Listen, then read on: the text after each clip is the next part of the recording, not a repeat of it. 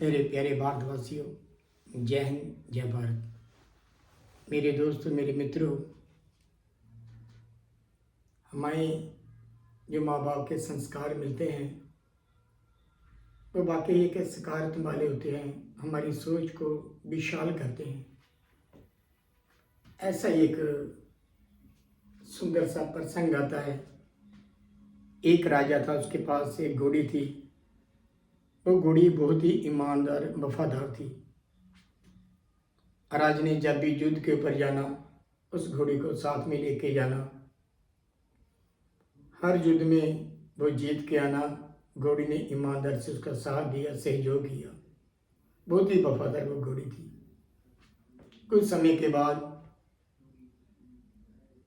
उस घोड़ी का एक बच्चा हुआ। जब उसने बच्चे को जन्म दिया, बड़ा ही होनहार वो घोड़ा था। जब वो बड़ा हुआ तो कहते हैं कि बड़ा ताकतवर, बलवान और एक आंख से वो काना था। माँ को पूछने लगा कि माँ, मैं ताकतवर हूँ, बलवान हूँ, शक्तिशाली हूँ, लेकिन मैं काना क्यों हूँ? माँ को प्रश्न किया। माँ ने जवाब दिया कि बेटा,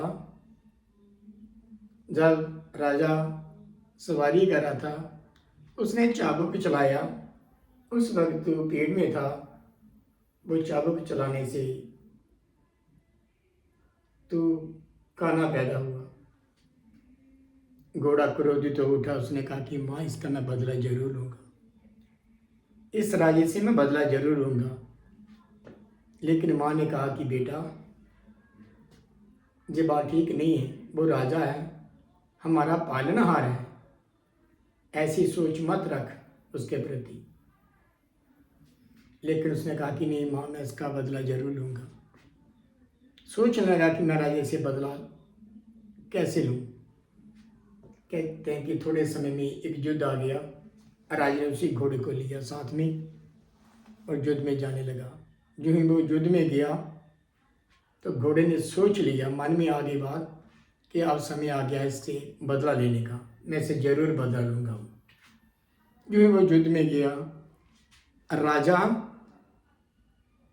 कहते हैं कि बेहोश हो गया, घायल हो गया, कोई सुध बुध नहीं रही। घोड़े ने क्या किया, एकदम उसको अपनी पीठ के ऊपर रखा। अपनी पीठ के ऊपर रखा, भागा वहां से और राज दरबार में आ गया।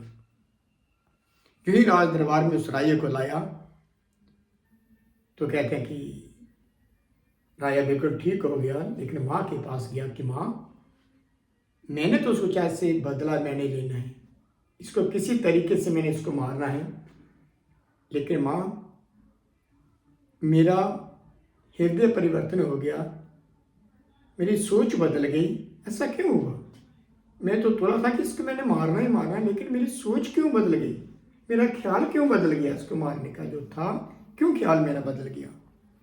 माँ ने बड़ा सुंदर सा उत्तर दिया कि बेटा, मेरे संस्कार ऐसे नहीं थे कि तू किसी से धोखा करेगा, किसी से बेवफाई करेगा।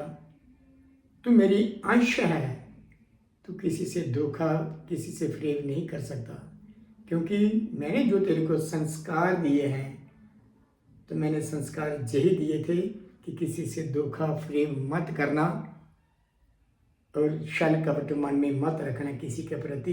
लेकिन बेटा, जो मेरे संस्कार थे उन्होंने तेरे को रोक दिया, तेरे हृदय को परिवर्तन कर दिया। इसी प्रकार से मेरे दोस्तों, मेरे मित्रों, हमारे जो माँ बाप के संस्कार होते हैं, कितने सकारात्मक उनकी सोच होती है। जैसे वो हमें संस्कार, कितने अच्छे संस्कार देते हैं। हम प्रयास करें कि जो माँ बाप की शिक्षाएं होती हैं उसको हृदय में स्थान दे पाएँ, ताकि हमारा अपना भी भला हो और बाकियों का भी भला हो।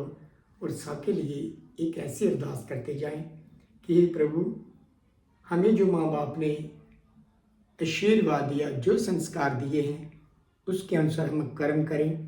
क्योंकि माँ बाप के संस्कार जैसा कोई संस्कार नहीं होता है। माँ बाप चाहे अनपढ़ से अनपढ़ भी क्यों ना हो, लेकिन उनके संस्कार जो होते हैं बहुत अच्छे होते हैं।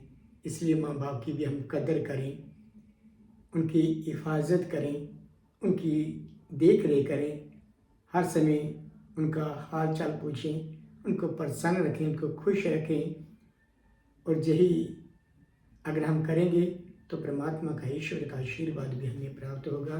तो मेरे दोस्तों, मेरे मित्रों, इन शब्दों के साथ जय हिंद, जय भारत।